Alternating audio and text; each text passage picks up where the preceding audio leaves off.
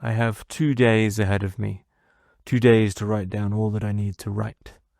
But I've been struggling to collect my thoughts since that bird has been singing in the linden tree. I wish I hadn't spotted it this morning. I owe it to my bad habit of spending hours by the window staring into the garden. If I had only glanced outside for a moment, it would have never caught my attention. Its plumage is the same greenish-grey as the bark of the tree. I only noticed it after half an hour because it began to screech and flutter. It's still so young that it can't fly, let alone catch insects. At first I thought its mother would come back right away and take it back to the nest, but she's not returning. I've closed the window and I can still hear it screeching, but she's bound to come back and fetch it. She probably has other young to look after. Incidentally, it's screeching so loudly that she's bound to hear it if she's alive. It's ridiculous that I'm so unsettled by that tiny bird, a sign of the poor state of my nerves. My nerves have been in this pitiful state for several weeks now. I can't bear the slightest noise, and sometimes, when I go shopping, my knees suddenly start trembling and I break out in a sweat. I feel it dripping down my breasts and thighs, cold and sticky, and I'm scared. An excerpt there from Marlen Haushofer's Killing Stella, or the original title, Vertoten Stella, also sometimes referred to as We Murder Stella, but this edition, which is translated by Sean Whiteside, published this year, 2025, by New Directions, who were kind enough to send me a digital PDF copy of the book, so thanks very much. So this is Marlen Haushofer's Killing Stella. Those that have followed the book reviews will know that I reviewed Haushofer's The Wall, which is her most well-known work. And thematically speaking, Killing Stella can be thought of as almost a prequel. There isn't connected characters or connected world or anything like that. But thematically, this is certainly a prequel to what many would consider her sort of magnum opus in the Wall. This really is, it's very short. It's a novella. It's 90 pages.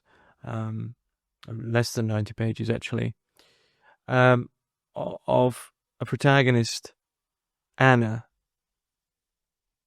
recounting the events leading up to the death of a daughter of her long-term friend Louise, Stella, who stayed with them, recounting the events leading up to the death.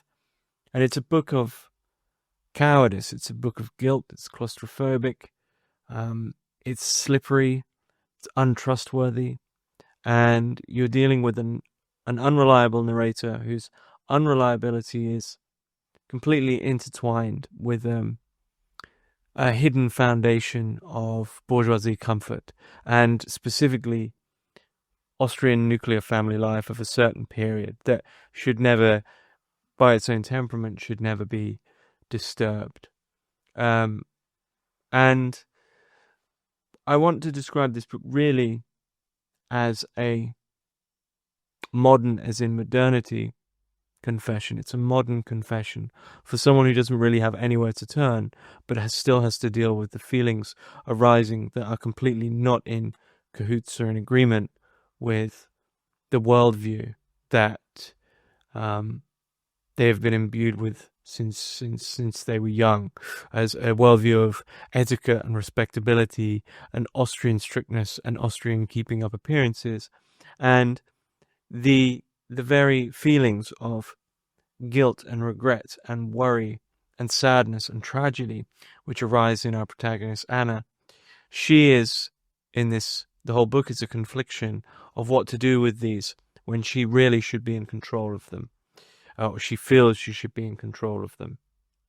And what we are given is initially is sort of the foundation or the reasoning as to why she's writing at all, and then in minutiae the events leading up to the arrival and then the death of her friend Louise's daughter Stella, hence the title Killing Stella, which has an ominous ring to it, as per not necessarily a thriller like a murder with a knife, but what it was that led to the death of this young 19-year-old girl.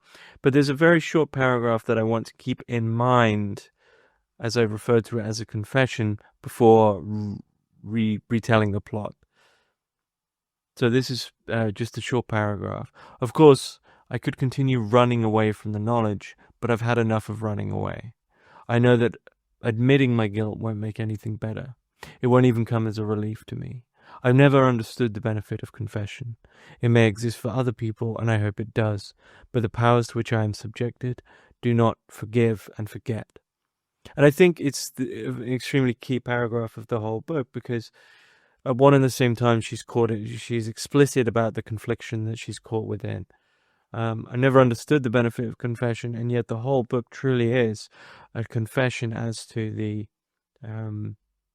guilt of being caught in the situation of modern etiquette that has actually led to a death, which, handled by any other author not as delicate and able to write with a simplistic, not necessarily kitchen sink realism, but a plainness that still has small notches of beauty in it, like Haushofer, what might seem absurd, it might seem like some sort of game, but Haushofer manages to control this and manages to make what this year-long sort of tale, very condensed into 90 pages, that leads to a death, that's very subtly alluded to as a possible suicide, makes this completely believable and completely emotionally felt as a reality.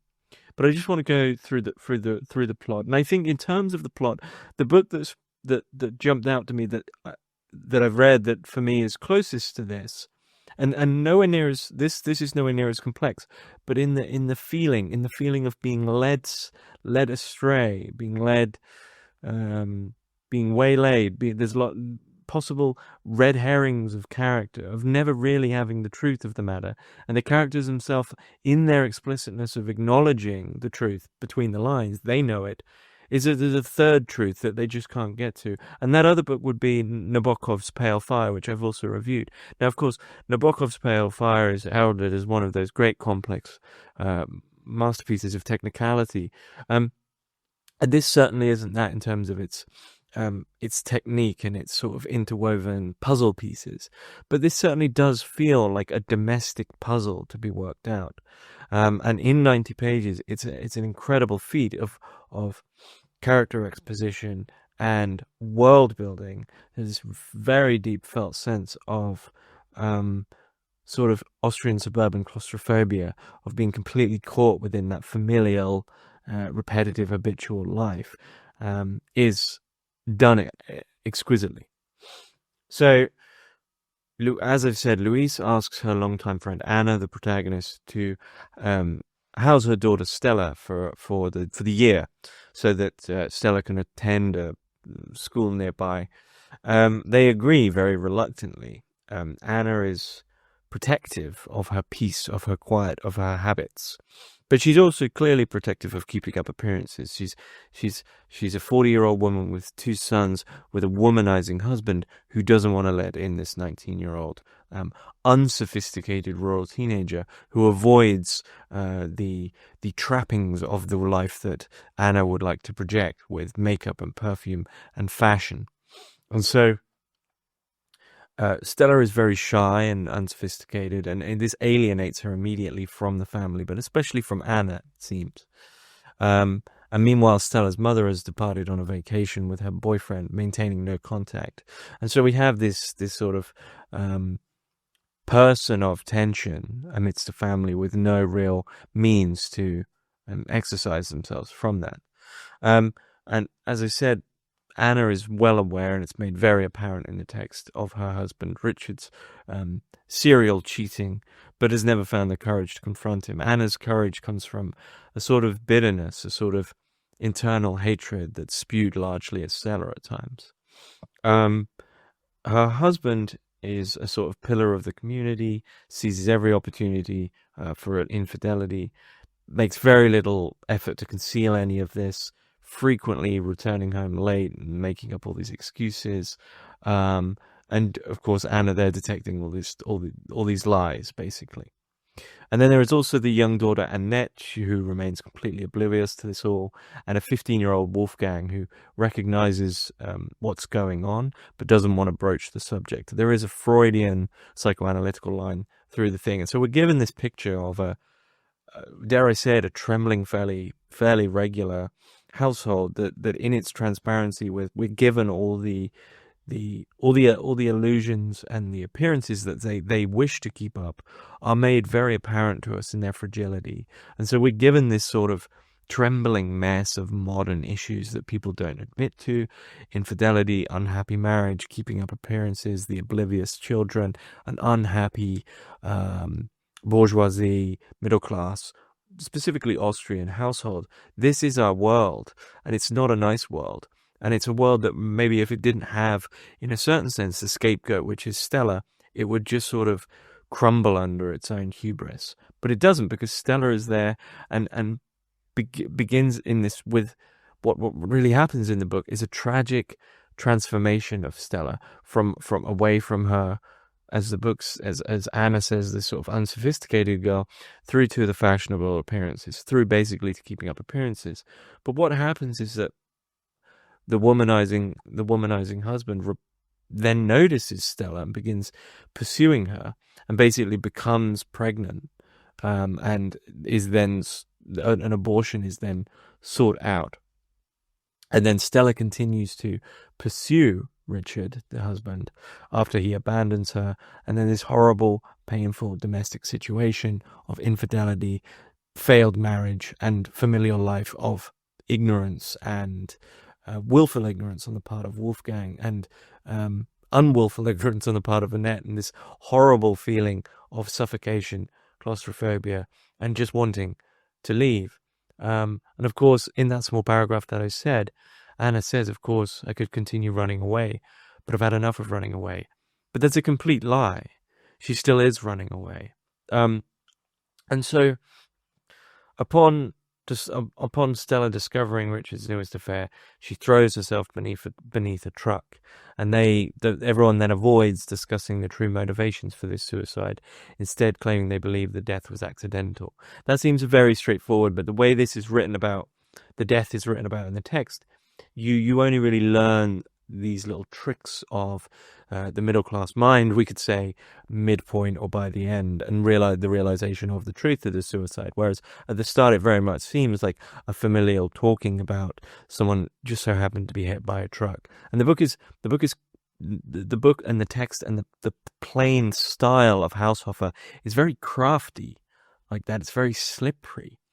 And there's lots of excerpts that I've brought out of this. I'll just give you one more before I go into the themes. I read somewhere that you can get used to anything, and habit is the strongest force in our lives. I don't believe it. It's only the excuse that we need to keep from thinking about the suffering of our fellow human beings, or indeed about our own suffering. It's only the excuse that we need to stop thinking about our own suffering. It's true, a human being can endure a lot, not only out of habit, but because a faint spark glimmers within them, which they secretly hope will one day allow them to break the habit. The fact that they usually can't, out of weakness and cowardice, does not speak against it. Or are there perhaps two kinds of people? Those who get used to things and those who aren't able to. I can't believe that. It's probably just a matter of constitution. Once we reach a certain age, we are gripped by anxiety and try to fight against it in some way. We sense that we're in a hopeless position and make desperate little attempts to escape. So, in style, it's almost a thriller. It's a domestic thriller in a sense of this build-up towards a possible, are we going to find out the truth of the matter, and why is this being written at all? But there's a strangeness in Anna's writing, because Anna is in this sort of confessional mode. And there is paragraph after paragraph of, I would argue, some great personable wisdom coming from Anna's perspective, coming from a place of guilt and omission and cowardice. And there is a deep honesty from Anna regarding her situation. And yet, this self-same wisdom and these self-same sort of, I'm so wise regarding this situation because of my writing, is the very escape from the situation. And this is very much a middle-class trait, and it probably is very much an Austrian middle-class trait. And you can read the works of Thomas Bernhard to get more of a feel of the highbrow, keeping up appearances society of Austria. But a trait of sort of oh-so-sincere self-acknowledgement of the situation becomes an escape that is actually dishonest. And I find in this reprehensible characteristic of Anna that in her confessional mode, the confession actually becomes almost fetishistic. It almost becomes a romance of her seeking to admit just to how in touch with the guilt. What is it to feel this guilt and to be constantly admitting the reality of the situation, but at the same time describing the whole situation in this minutiae detail, with an ability to really introspect onto the whole situation itself, almost, dare I say it, getting off on the drama, as if the very drama that has happened has become part of the fabric of the very life that she seeks to keep up appearances. It's a drama to tell the neighbors, almost a drama to hold in the back of her mind as some form of excitement that happened. But really what we see most of the time is this interplay between Anna, the 40-year-old mother of two with the cheating husband, which again, regarding Haushofer's ability as a writer, dealt with by most writers, would be a clumsy cliche, and it absolutely isn't here. It's Anna in that situation dealing with this, what she considers intrusion. The whole book is about intrusion. It's about cowardice and the confession of intrusion. Anna is here trying to just look after her friend's daughter, contextually within a place so she can get to school and better herself. And yet Anna's overwhelming guilt is about the intrusion into her routine, habitual, ultimately comfortable life. And it's a double self-acknowledgement, because Anna is acknowledging the fact that she shouldn't really be annoyed about this. This isn't an intrusion at all. This is just a nice young girl, and she's helping out a friend, and she sort of hates herself for that. But again, I would add another layer on that I believe that Anna's position as the narrator who is writing this text, this third layer would be one that she knows of this. She's sort of too self-knowing for her own good, and almost a middle-class, very comfortable trick to appease oneself of the guilt, really, to loosen the valve of the guilt, is to say, yeah, I know how bad it is, I know how guilty I am, but also I know there's no such thing of confession, and I can't get away from this.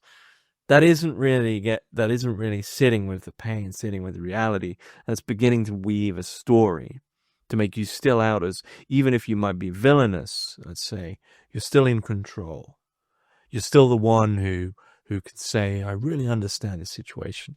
And I think in that sense, Anna to me came across as a fairly reprehensible character at times. But it's a book of suspicion and distraction and false wisdom coming from Anna, and unreliability, but ultimately it's a book of guilt, cowardice, and confession, with paragraph after paragraph such as, I knew nothing at all about those thoughts. Sometimes I doubted that she was thinking anything at all. Her face was so still. She liked engaging with Annette, and the child finally began to return her affection. At first, Wolfgang observed her with a mixture of curiosity, shyness, and prejudice. In that too, every inch, my son, it would never have occurred to him to approach a stranger. Or again, something had happened to me years ago that left me in a diminished state. An automaton that just gets on with its work, barely suffers, and is only turned back for seconds at a time into the living young woman that it once was. The touching curve of Wolfgang's neck, the roses in the white vase, a draught billowing the curtains, and all of a sudden, I'm aware that I'm still alive. Then there's the other thing which fills me with fear, with horror, with the feeling that something's going to jump out at me at any moment and break down the invisible wall. Or again, yes, I cling to this order, to the regular meal times, the work that returns every day, the visits and walks. I love that order, which allows me to live. I love flowers even more than animals, because they are mute. They can't jump around or disturb me in my fruitless, manic thoughts. And so Anna knows, like she knows that she knows as well. I mean, this is what her writing is her introspection with regards to her situation. And yet if she knows it so well, why this shying away from things? Why this inability as per those last three lines there, I love flowers even more than animals because they're mute. Why this inability to deal with that which has vitality? Why this inability to deal with her husband, to deal with her children? And why, basically this overflowing Freudian death drive sort of projection onto Stella as this momentary scapegoat that she then brings up to almost offer up to her husband, in ending in this horrific death. The question of perhaps the redeemability of Anna in her situation is one to take into this.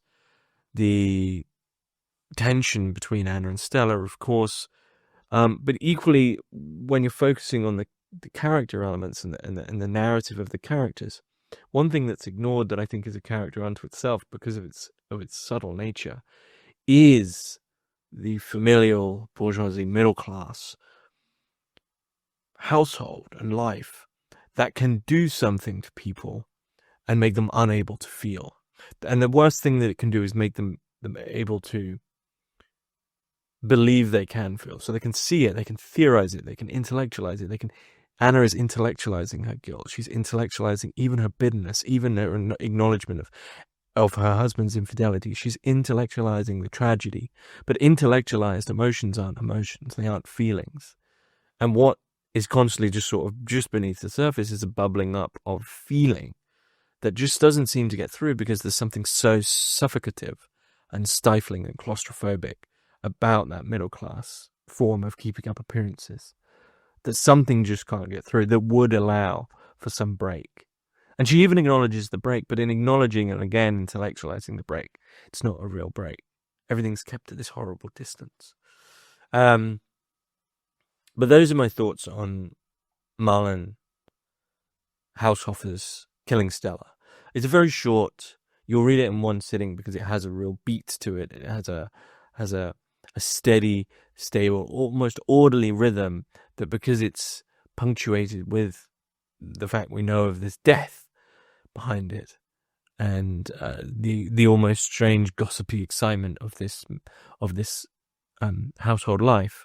It just rolls and rolls and rolls, and there's absolutely rife with little details, little things to pick apart and figure out, in a sense, in a strange form of thriller, what or who it was that killed Stella. And again, if you enjoyed this review, go check out my review of The Wall by Marlen Haushofer. And again, thanks to New Directions for sending this over to me. And here's to hopefully more Haushofer becoming available in English. But thanks for listening.